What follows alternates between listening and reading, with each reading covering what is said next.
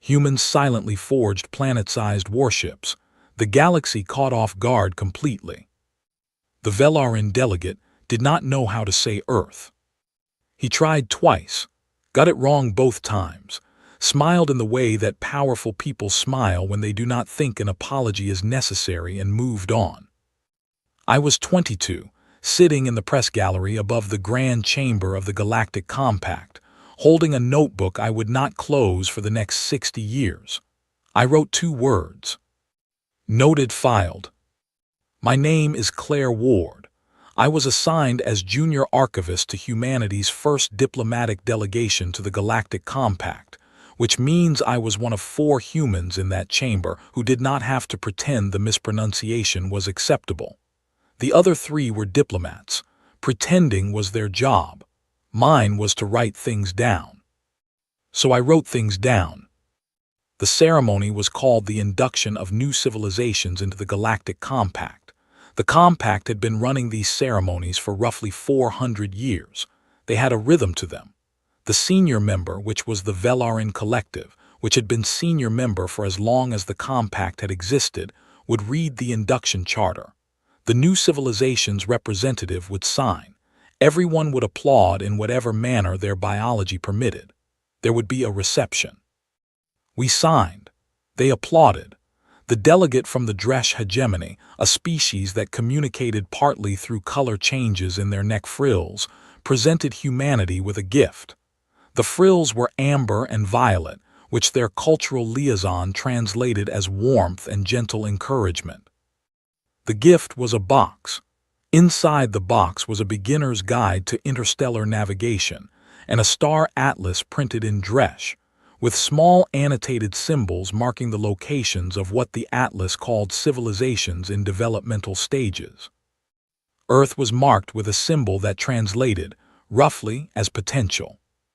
I put the box under my chair. I left the bow on it. I kept looking at the bow for the rest of the ceremony. The bow was gold and pressed flat, and it had a small card attached that said, "With best hopes for your journey." The bow was where I kept what I was feeling, pressed flat, filed. After the reception, I went back to the delegation's quarters and wrote 3 pages of detailed observations about the ceremony. Every dismissal, every moment of condescension dressed up as courtesy. Every time, a Velarin official looked past a human diplomat to speak to the Caliph representative standing behind them, because the Caliph had been Compact members for 60 years and were therefore worth directing eye contact at. I filed it all. That was my job. It was 3 years later, year 3 of humanity's membership in the Compact, when everything changed direction. Admiral Helen Grant called a meeting with 7 people. I was one of them, the only non-military presence in the room, which told me this was a meeting that needed a witness more than it needed a plan. Helen put one question on the screen. What can we do that no one is watching us do? The room was quiet for a moment, not the quiet of people who do not have answers, the quiet of people who are deciding which answer to say out loud first. Owen Ellis, who had the specific kind of stillness that belongs to engineers who have been thinking about a problem for longer than the meeting they are sitting in, said one word. Anything. Helen did not smile. She pulled up a star map and circled a region in the outer system, past the last recognized boundary of human space, past the belt, past the transit lanes, into the long dark nothing that sat beyond everything we had claimed and everything the Compact monitored. The Uit cloud, 7.5 trillion kilometers from the sun, cold, empty, uninteresting to everyone who was not specifically looking for it. Perfect. The doctrine was named Hearthstone. I named it, actually. Nobody asked me to. I was writing up the meeting notes and the name appeared in my head the way names sometimes do, fully formed, and I put it on the cover of the file. Helen saw it the next morning and did not change it. The official doctrine was 3 sentences. We will not ask permission. We will not announce capability. We will build in the dark and we will build big. I was assigned as Hearthstone's archivist. Helen told me I was writing this for whoever came after. She said it the way people say things when they already understand that they will not live to see the ending. She was right, she did not. I was 25 years old when Owen Ellis stood in front of a blank wall in a classified room on Earth Station 1 and drew the rough dimensions of what would become the first vessel. He did not use precise measurements that day. He just drew a shape. It was roughly the size of a moon. He tapped the drawing with one finger and said, "We can do this in 80 years. Maybe less if we are committed." Committed, that was the word he used. We were committed. The cover story was ice capture. Humanity was constructing long-range infrastructure for deep field resource extraction. Boring. Necessary. Exactly the kind of activity that makes compact monitoring officials stop reading mid-report and move on to something more interesting. We had learned something important in those first 3 years of membership. The compact was very good at watching for threats they already understood. They were not good at watching for things that did not look threatening. Ice capture operations looked like ambition but not like danger, so ice capture it was. Year 6. First structural components transported to the outer construction field, disguised within a legal ice capture convoy. Nobody stopped us at the transit lane checkpoints. The compact auditor who reviewed the filing that quarter noted that humanity was showing admirable industrial initiative. Owen sent me a copy of that review with no message attached, just the quote circled. I put it in the archive. I put everything in the archive. That was the deal. Every decision, every calculation, every name of every person who touched this thing and kept their mouth shut, which was everyone, which was all 4,312,000 of them over the century that followed. 4 million people. Not one word. I have thought about this more than I have thought about the ships themselves. The ships were steel and mathematics. The silence was a human thing, and human things are harder to build. But we built it. The first frame strut of what would become the warship Grandmother was laid in year 7 of Hearthstone. 3,400 kilometers long. I noted it in the archive the same way I noted everything. The Dresch Hegemony's gift box sat in my quarters with the bow still on it. I did not open it. I looked at it sometimes and thought about the word on the atlas. Potential. They had no idea. Owen Ellis used to say that the hardest part of a century-long project is that no single human being can carry the whole thing in their head. He was right. He had been right about most things, which is part of why his death, 31 years in, hit the project the way a structural fault hits a bridge. Not catastrophically, not immediately, but in a way you feel before you fully understand. He died in year 38 of Hearthstone, heart failure. He was 71. He had spent the last decade of his life in the outer construction field, living aboard a converted transport vessel that he refused to redecorate because he claimed comfort was a distraction. His funeral was held inside Grandmother's unfinished primary bay. The bay was 900 kilometers across. Owen's casket was a small dark rectangle in the center of it. The ceiling above him was exposed framework, ribs of dark alloy curving up and disappearing into the dark, and through the gaps in the frame you could see the outer construction lights, still running because the work did not stop for the funeral, because Owen would not have wanted it to, and everyone knew it. 900 kilometers, one casket. The scale felt right. I stood at the back of the gathered personnel, 2,000 people, which looked like nothing in that bay, and wrote in the archive. I described the bay dimensions. I described the lighting. I noted the attendance figure and the time. I did not write what it felt like. That was not my job. The project passed to a woman named Patricia Cole, lead structural engineer, 44 years old, who had grown up watching her father work on the outer construction field, and had joined the project at 19 and had never once considered doing anything else. Patricia did not have Owen's stillness. She had a different quality. She moved fast and talked fast and made decisions fast and was always right about 3/4 of them and spent the remaining quarter fixing what the first 3/4 had caused, which still put her ahead of most engineers. Under Patricia, the pace changed. Owen had built Hearthstone like a cathedral, one stone at a time, generationally patient. Patricia built it like someone who had been told there was a deadline and intended to meet it. The second vessel, which would be called the patient one, was begun in year 40, before grandmother was even half complete. The third and fourth were begun in year 45, the fifth and sixth in year 50, the seventh and eighth in year 58.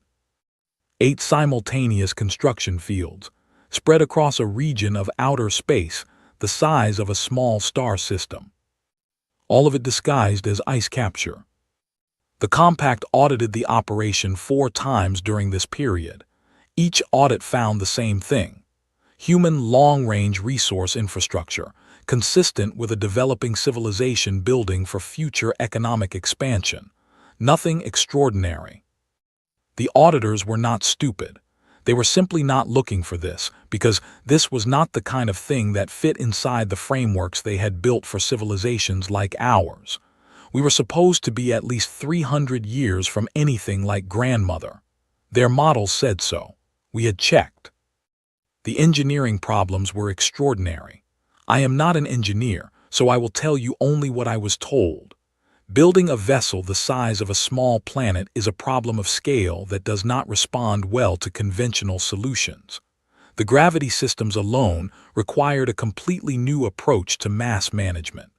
The propulsion systems required drive technology that, at the time of Hearthstone's founding, did not exist.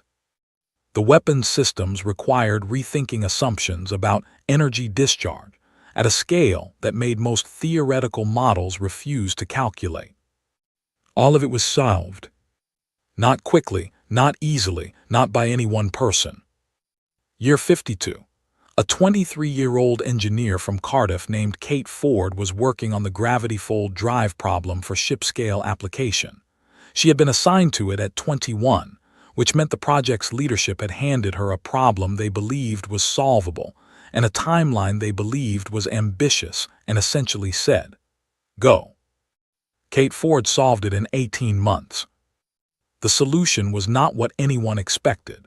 It applied a principle from deep-field astrophysics, the way certain large stellar objects maintain gravitational coherence during rotation, and translated it through a chain of mathematical reasoning that takes 400 pages to follow, into an engine design.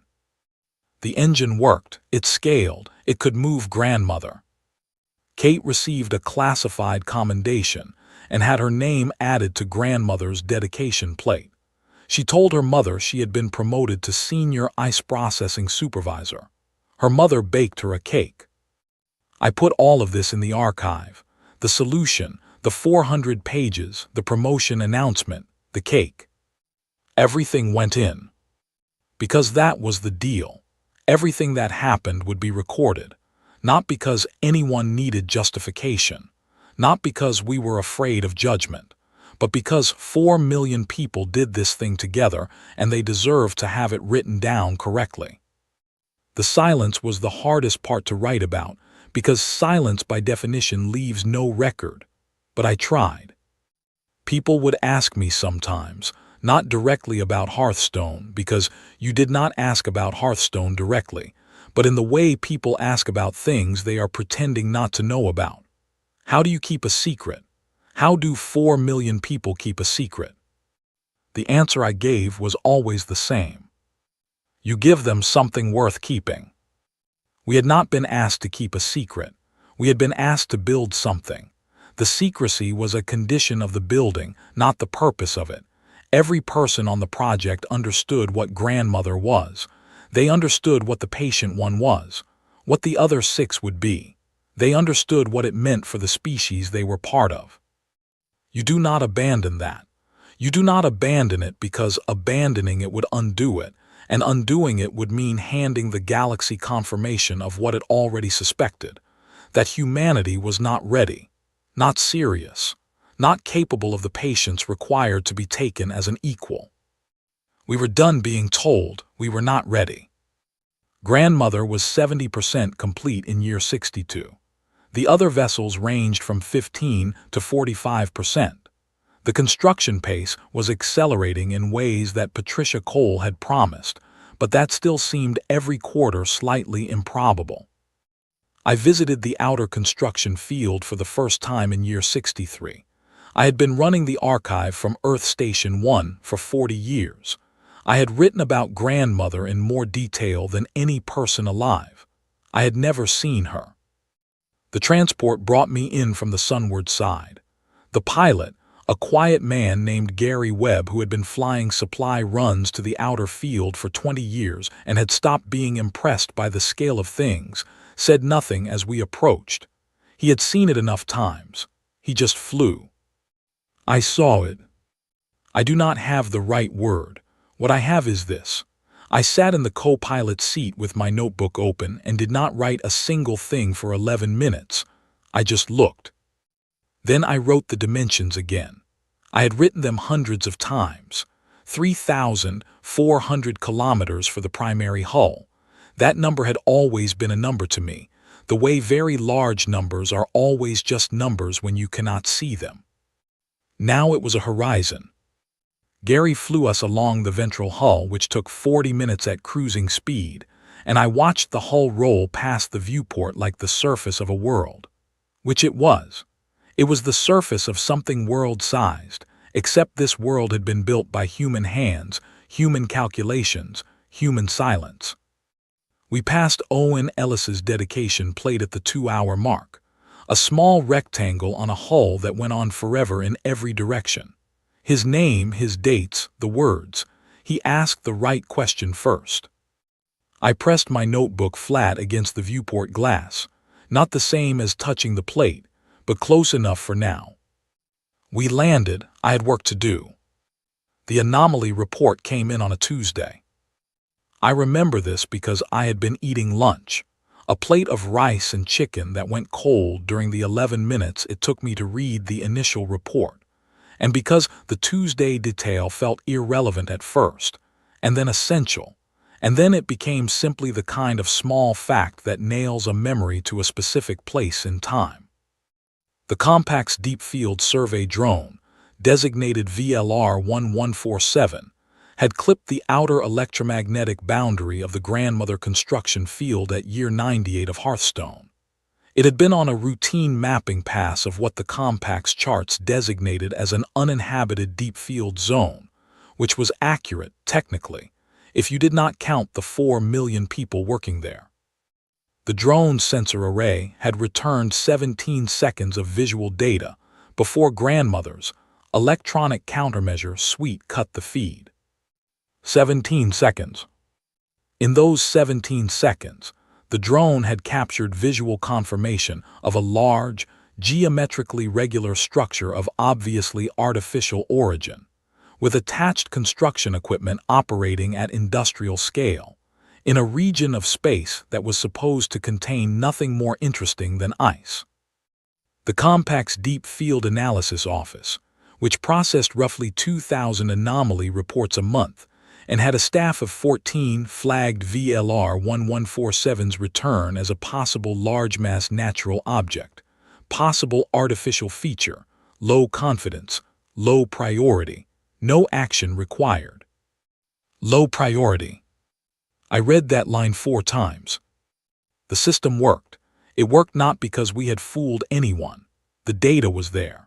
The 17 seconds were clear enough that a careful analyst could have extracted useful information. It worked because no one in the Compact's bureaucratic structure was built to imagine a civilization the size and age of humanity doing something this large in this kind of silence. Their frameworks had no room for it.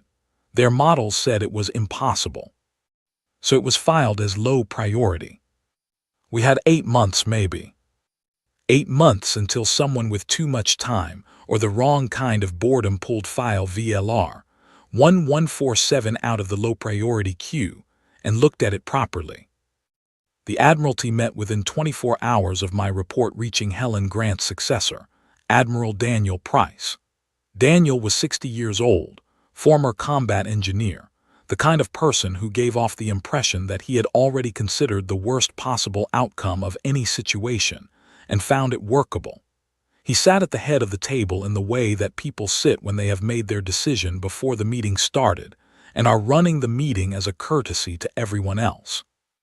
I attended as archivist, which meant I sat against the wall, not at the table, and wrote everything down.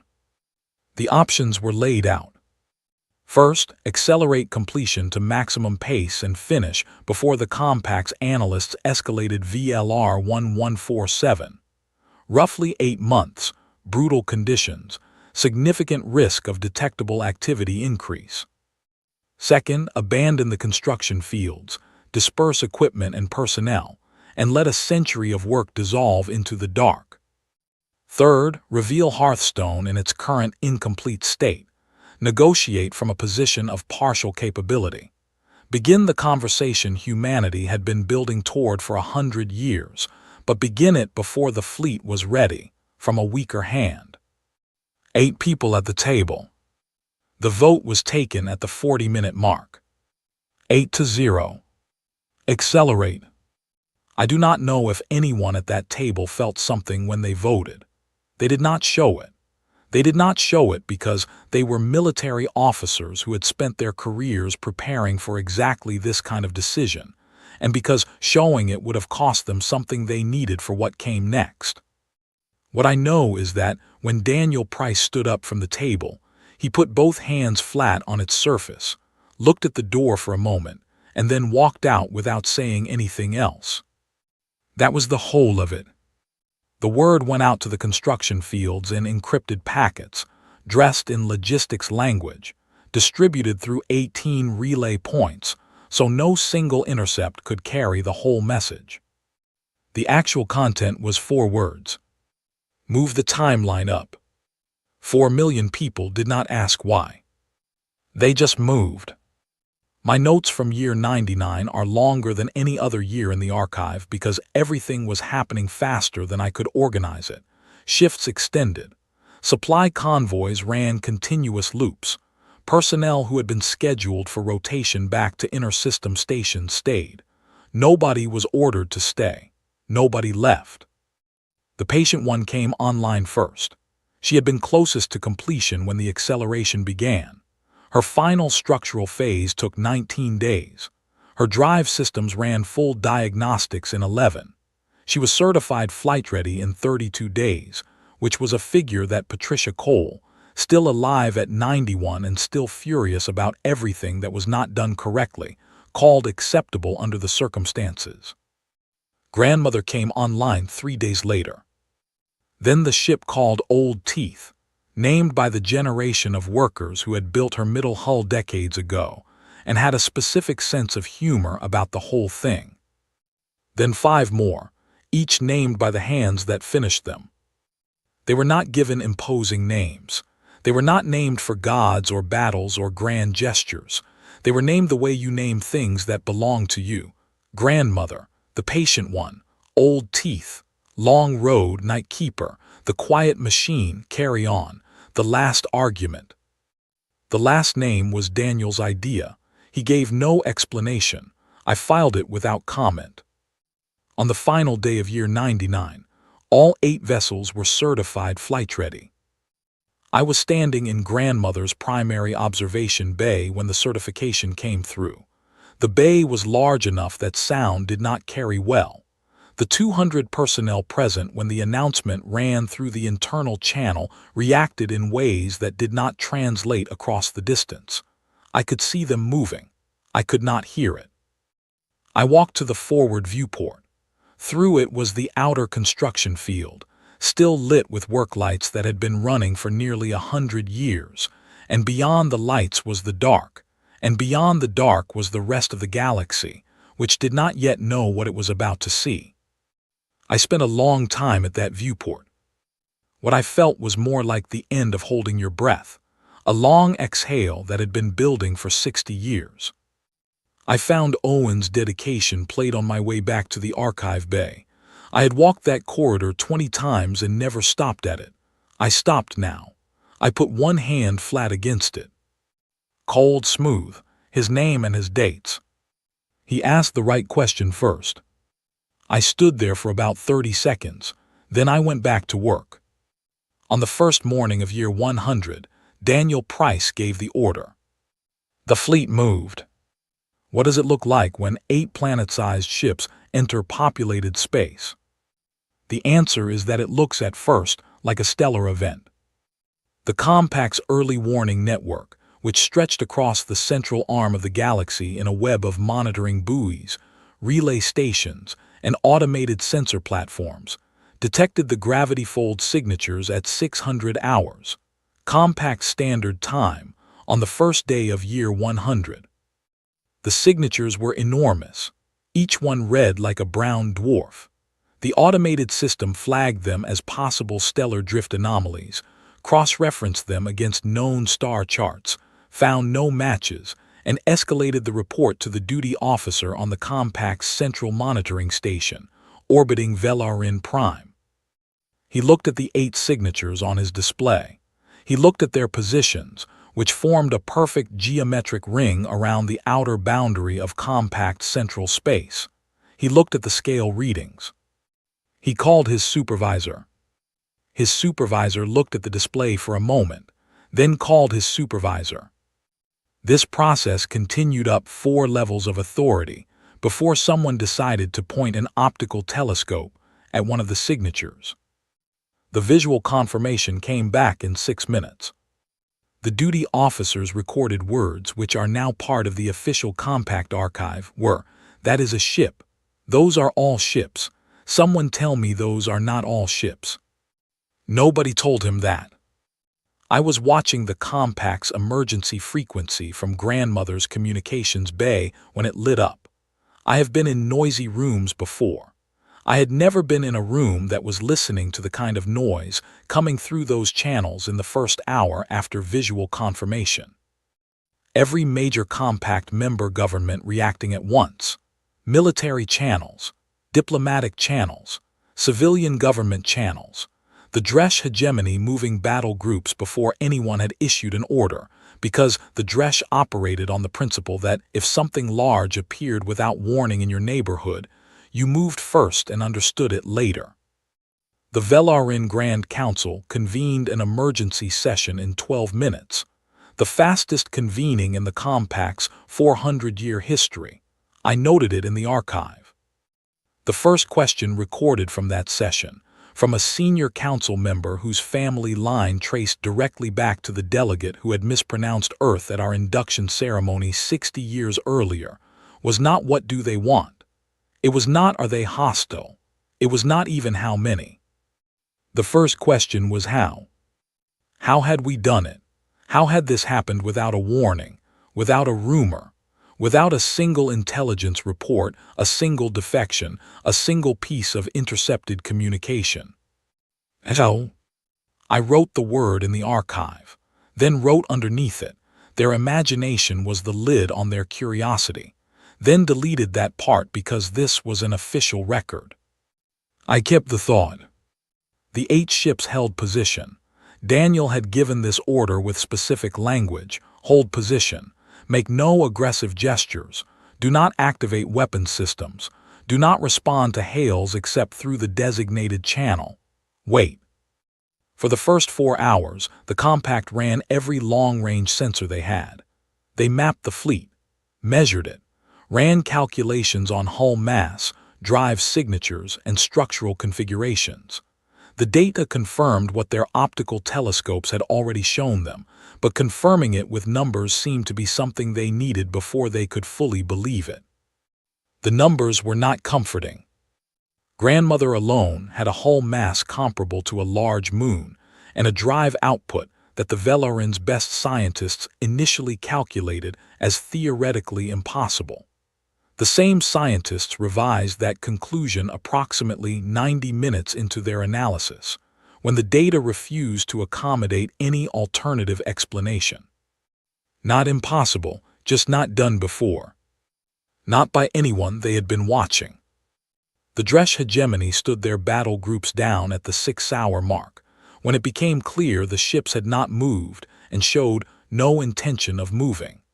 The Compact's emergency diplomatic corps made contact with humanity's inter-system government at the 7-hour mark. The conversation at the diplomatic level was, by all accounts, somewhat disorganized. Humanity's diplomats were prepared for it. The Compact's diplomats were not prepared for anything about this day, which put both sides of the conversation in very different positions.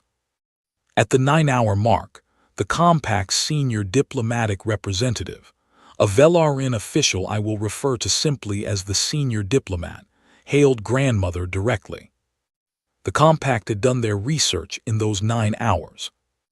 They knew Grandmother was the lead vessel. They knew she was the first completed. They knew the history of her construction. The call went to the communications bay. I took it. Not Daniel, me. Daniel had made this decision 3 days before the fleet launched when he called me into his office and said, "You are taking the first hail. You are the archivist. It is your record. You should answer for it." I did not disagree. The senior diplomat's voice came through the translation system flat and deliberate. The Velarin modulate emotion through frequencies the translation technology stripped out, so every statement arrived in a level tone regardless of what was underneath it. "We were not aware," the senior diplomat said, "that humanity possessed this capability." I had written my response in the archive first, the way I wrote everything important, in the record before I said it out loud, so that the record was always the primary version.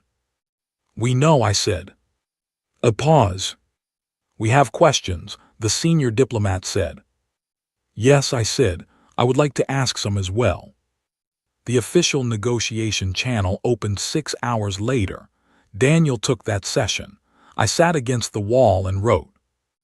The Compact's opening position was what you might expect from an organization that had just experienced something it had no framework for.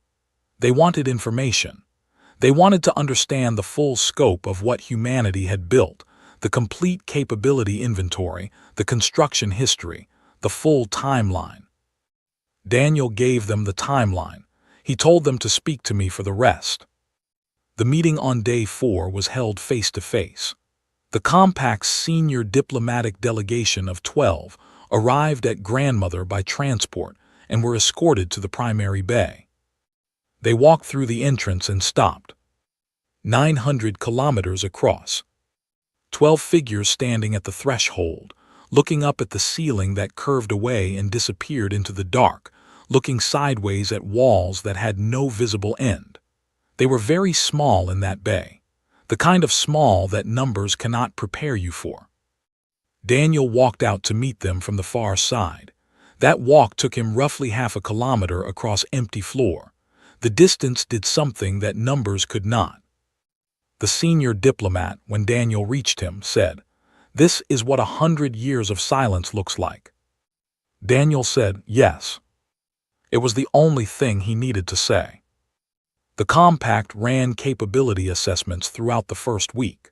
Their Dresh hegemony analysts ran 4 separate evaluations of the fleet, each returning slightly more detailed findings than the last, because their models kept identifying things they had missed in the previous pass.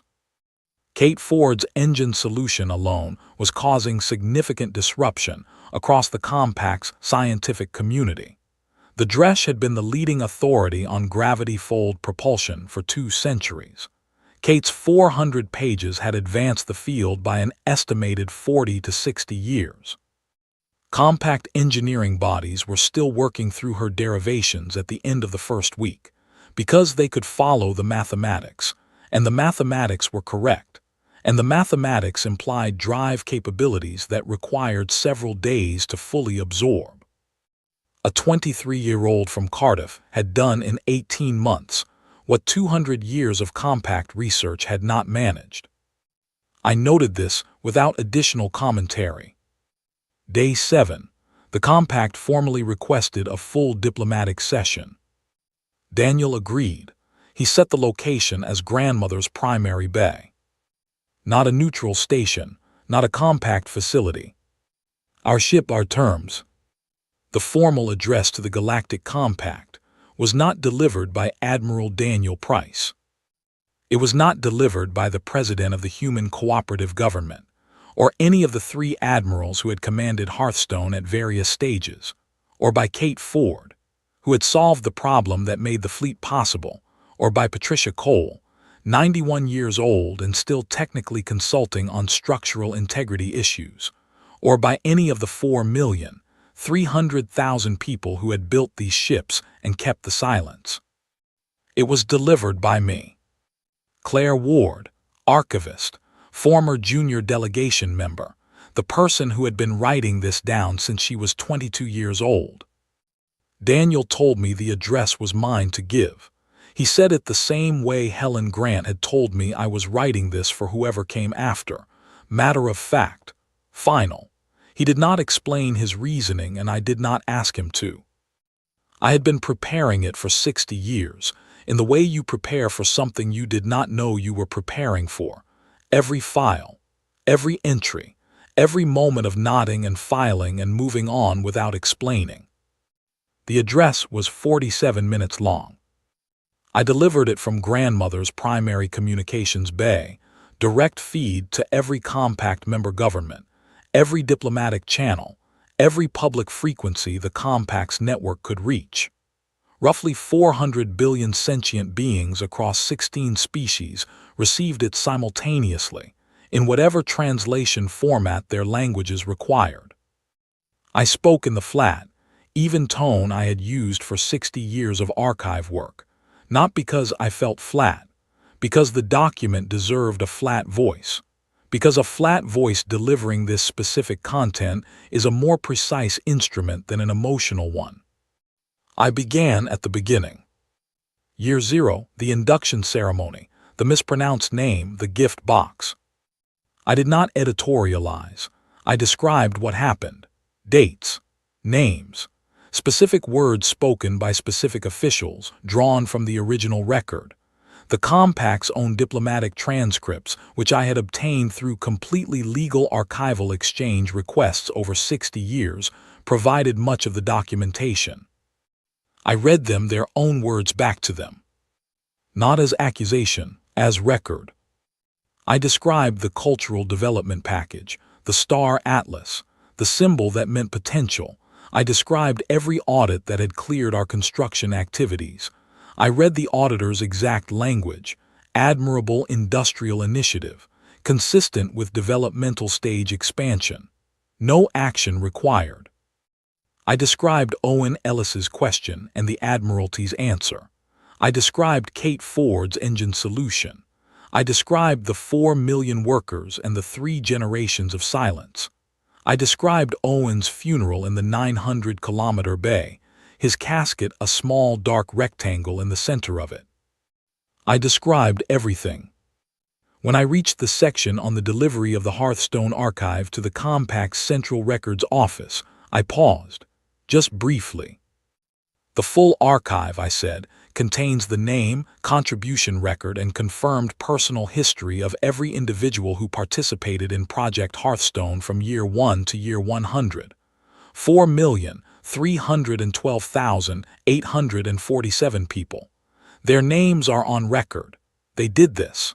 They should be known. I let that sit for a moment. Then I moved to the terms. Humanity's terms were not what the Compact expected.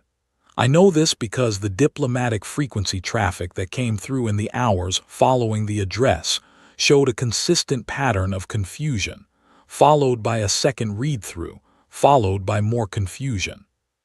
They expected demands, territory, resources, dominant voting weight, the kinds of things that powerful civilizations had historically extracted from the Compact when they arrived with sufficient leverage to ask for whatever they wanted. We did not ask for territory. We did not ask for resources. We did not ask for tribute or apology or symbolic acknowledgement of our capability. We asked for one thing: restructured representation in the Compact's governing assembly, voting weight proportional to demonstrated capability rather than civilization age, A new framework for what counted as capability, not years of membership, not volume of claimed space, not rate of expansion, but demonstrated achievement. Scientific contribution, problem-solving capacity, industrial output, the things that could be measured against results rather than against time. Under the old framework, humanity was a developmental stage member, minimal voting weight, advisory status in most governance chambers. Under the proposed framework, evaluated by the metrics we had specified, humanity ranked in the top 4 of all compact member civilizations. We had done the math. We had included the math in the proposal. We had included, as an appendix, 6 independent verification methods for each metric. We had been thorough. We had had 100 years to prepare. The compact had 2 weeks to ratify or decline. The 8 ships held position. I went back to writing. The 2 weeks were not quiet. The diplomatic channels ran continuously. The compact's member governments argued with each other, with their own internal factions, with their scientific advisory bodies, with their legal interpretation chambers. The Velarin held 11 emergency sessions in the first week alone. The Dresh ran 4 separate capability assessments of the Hearthstone fleet, each one returning findings slightly more detailed than the last, because their analysts kept identifying things they had missed in the previous pass. Kate Ford's drive solution was still causing disruption. Compact engineering bodies were still working through her derivations at the close of the first week, because they could follow the mathematics, and the mathematics were correct, and the mathematics implied things that required several days to fully absorb. On day 9, I received a communication from a Caliph scientist, the Caliph being 60-year compact members who had been generally well-disposed toward humanity, and who had been the only delegation at the original induction ceremony to pronounce Earth correctly. She wanted to formally request access to the full Hearthstone archive for research purposes. I approved the request immediately. The archive was a public document that had been intentional. If we were going to change the compact, we were going to do it by showing our work. On day 11, the vote was called. 31 in favor, 4 opposed. The 4 dissenting votes were all Velarin seats. Noted. The ratification transmitted across the compact's network at 1400 hours, Compact Standard Time. Grandmother's Communications Bay registered the confirmation at 1404. I sat in my chair in the archive bay and looked at the wall of files around me. 100 years of records, stacked and cataloged and cross-referenced. Every name, every year, every problem solved by a person who believed it was solvable without ever seeing the end result. I looked at them for a while. Then I went to my quarters. The Dresh Hegemony's gift box was on the shelf above my workstation, where it had sat for 60 years. The bow was still on it, gold and pressed flat, the small card with the best hopes for our journey.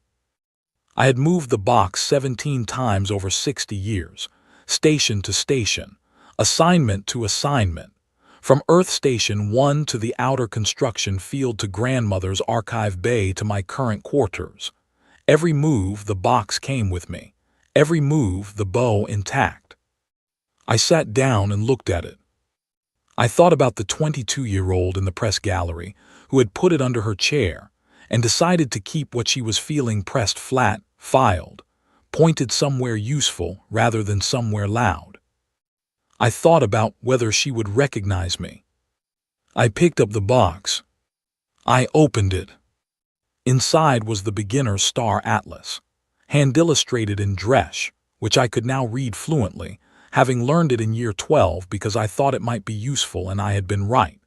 The illustrations were detailed and careful, clearly made by someone who loved the subject. The galaxy laid out in ink, stars named in Dresh script, systems annotated with information about their contents and their civilizations. Earth system was near the inner arm, a small sun, 4 rocky planets, 1 inhabited. The annotation was one Dresch character. Potential. I turned the atlas over in my hands. I found the page for Velarin Prime, Ancient, Senior, the oldest member of the Compact with a history of spaceflight stretching back 12,000 years. The annotation for Velarin was a long string of characters. It said Central Pillar of Civilization, Holder of Long Memory, First Among Equals. I thought about the duty officer who had looked at 8 planet-sized ships on his display and called his supervisor.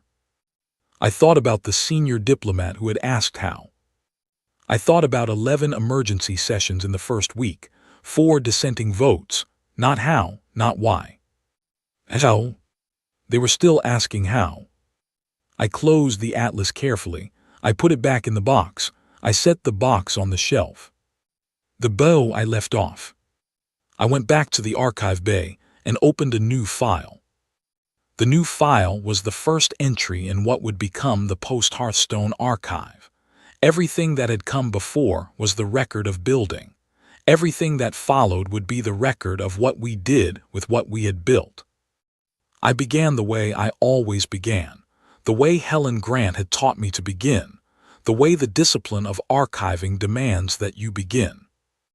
With what happened exactly, no more. Year 1 of the post-Hearthstone period. Compact ratification confirmed. 8 vessels certified and operational, holding position in Compact Central Space pending formal assignment. Representation framework under implementation review.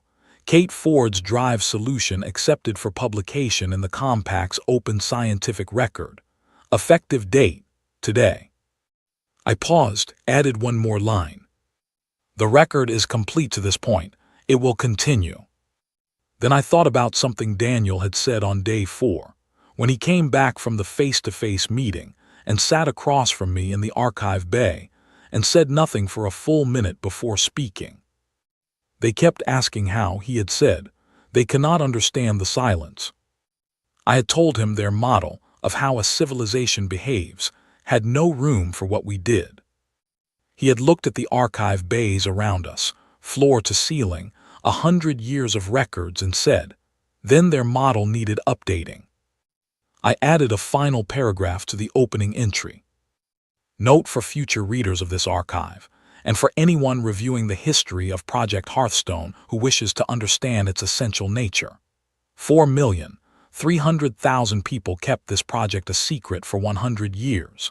They did not do it because they were ordered to. They did not do it because they feared consequences. They did it because they were given something worth doing, and they understood that doing it quietly was the only way to do it at all. If you are looking for the most significant achievement of Project Hearthstone, it is not the ships. It is this. This is what we built first. Everything else was made possible because we built this first. I saved the file. I went to the viewport in the archive bay. Through it I could see the edge of one of Grandmother's secondary hull sections, and beyond that the dark, and beyond the dark, closer than it had ever been, the warm scattered light of the galaxy's inner arm. Grandmother was going to move soon. All 8 of them were. Back toward the center, back toward the inhabited systems, back toward the part of the galaxy that was now going to have to figure out what to do with us. With our ships, with our seats at the table, with our votes and our voices, and 400 pages of drive solutions, and 100 years of silence that nobody could fit into any model they had. I thought about Helen Grant, who had circled the Uit cloud on a star map 60 years ago and asked the right question. I thought about Owen Ellis, who had said one word and meant it more than most people mean a sentence. I thought about Kate Ford and her mother's cake. I thought about Patricia Cole, who would be furious at her characterization in this archive, and whom I planned to let read it before finalizing anything, because she had earned that.